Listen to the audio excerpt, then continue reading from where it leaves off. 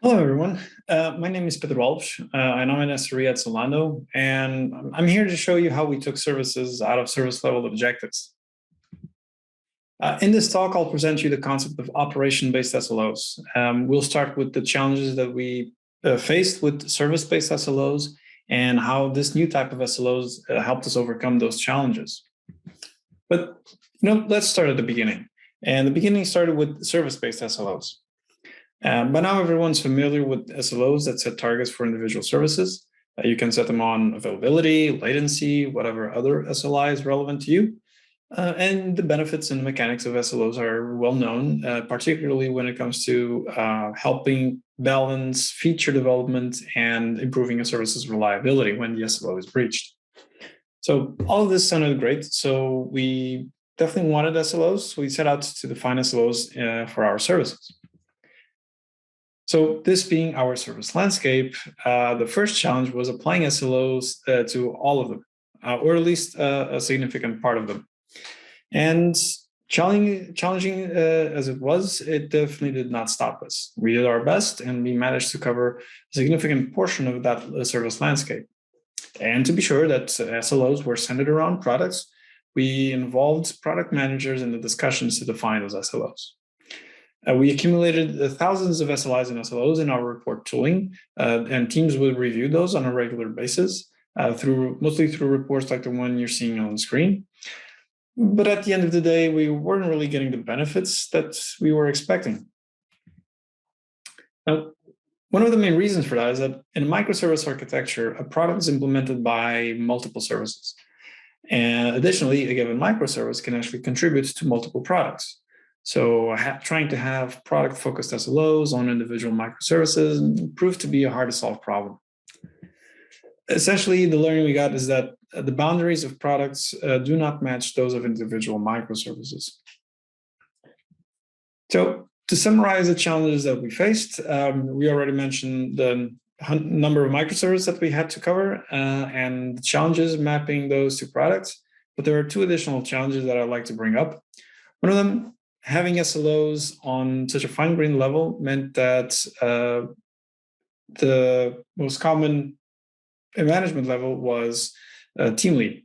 So whenever you wanted to align on these SLOs, you needed cross-team alignment, which complicated matters. And you did need that alignment because when you define SLOs on services, you're going to get these transitive dependencies between them. Say service A depends on service B. That means that the SLO for service B needs to be at least as high or higher than the one for service A. So all of these challenges motivated us to find some alternative solutions. And that led us to defining this new concept of operation-based SLOs. What we did is we started by thinking about what our users care about, which is why these operations represent key customer experiences. So we chose to define SLOs on those customer experiences because, again, this is what our users care about. The performance of individual services is not relevant to our users as long as their own experience is performing well. So what kind of experiences are we talking about here? Here we have one of Zalando's catalog pages. On this page alone, there are several customer operations that our users expect to be working and rely on to be able to navigate our page. And here's how we can define some of those SLOs. Browse catalog should be successful for 99.9% of operations over the last 28 days. You'll notice that formulating the SLO did not really change, only where we set the SLO on. And of course, like everything else, you have your pros and cons. For us, the advantages were that these SLOs tackled the issues that we saw before with service-based SLOs. Namely, these SLOs scale with the functionality of the site and not the complexity of the architecture. So we go from having thousands of SLOs to just some tens of SLOs. And they're easier to define and correlate to business because each customer experience belongs to a concrete part of the business. And that has a clear owner at the director level or above. We didn't have to deal with the transitive dependencies between SLOs because we don't look at services anymore. But we did gain some additional problems. If services do not have SLOs, then how do they know that they're contributing to the performance of the customer experience? Also, how do we make sure that SLOs are met if they're not tied to something concrete like a service? Let's look at a concrete example to see how all of this works in practice. And here we have a customer that is trying to place an order. So they press the buy now button and their request will flow through all of the services that we have here. Because we focus on the customer experience, we're going to define an SLO for the place order operation. And that single SLO is going to cover all of the services that we see here. Let's look at the different operation with a different and stricter SLO. It uses some of the same services, but it has different expectations on its performance. Because we're not defining strict targets on the service, these SLOs don't really conflict with each other, even though they do share the same services. Of course, our tooling had to evolve to match this new type of SLOs. And to help establish SLO ownership, we highlighted the organization that a given operation belongs to. So again, this helps establish ownership. A very important point is, how do you measure these? And we do measure these in services, but we measure these on services at the edge, the service that's delivered that customer experience. And we look at the edge because this is as close to the customer as we can get while having a strong signal that we can rely on. So again, focusing on the customer, being close to the customer to measure that experience. Now, coming back to the issue of identifying the contribution of services to the SLOs. Let's say that risk service is facing errors, and those errors are affecting the performance of the place order operation. How can we raise this to the team owning that service if we're measuring the SLO at the edge service? Same thing with the stock reservation service, which might be even worse because it's further down the call chain.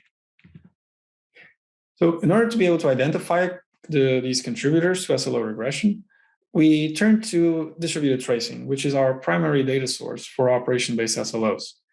With distributed tracing, you get traces that cross process boundaries. So in a trace, you're going to find all of these services or all the individual operations that happen on these different services. And you can see where something is taking longer or where you get errors. And that enabled us to develop our adaptive paging alert handler that leverages the causality from tracing and open tracing semantic conventions to page a team that is closest to the problem. So through adaptive paging, we avoid paging the same team that owns a service at the edge when there are issues with the SLO performance, and we keep active monitoring of that performance. So let's go back to the risk service outage to see how this works. So risk service is facing some kind of outage. It's affecting the performance of place order operation. This is going to trigger an alert, and adaptive paging will look at the traces during this issue, and it's going to identify that the errors are coming from the risk service, and it then pages that team. Now, same thing with the stock reservation service. Our adaptive paging algorithm will look at the traces, and we'll see that the errors come from the stock reservation service. So we already saw that these SLOs have some advantages that tackle the issues we had with the previous iteration of SLOs, but we actually got some additional benefits. First, longevity. Your services change, but the SLO or the customer experience remains the same. Also, having a senior manager signing off on an SLO gave the teams the right signal when they should focus on improving reliability of an experience or keep shipping new features. And finally, out-of-the-box alerting. Whenever an SLO is onboarded, it can get an alert out of the box through our adaptive paging alert handler. It will derive the alert threshold from the SLO, and it's going to use multi-window, multi-burn rate alerts that are based on the error budget. Also, understanding the impact of an incident when one of those alerts is triggered is easier when someone says 50% error rate on place order instead of 50% error rate on accounting service. These SLOs are actually quite flexible in their definition of customer. I know we've been talking mostly about the end customer, but even in Zalando, we have SLOs for different types of customers.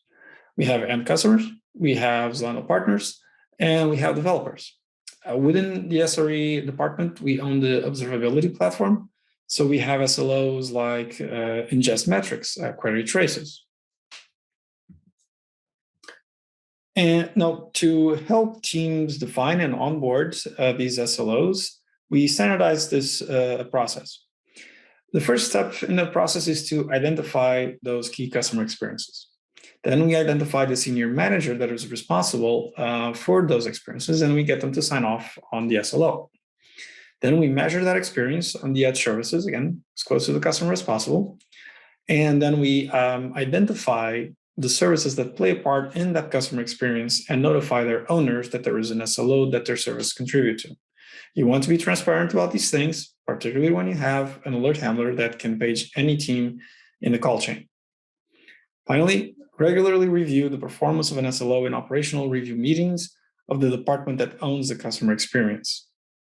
Now, regarding points 1 and 2, initially it was the SRE team that was reaching out to teams and senior managers to define new SLOs.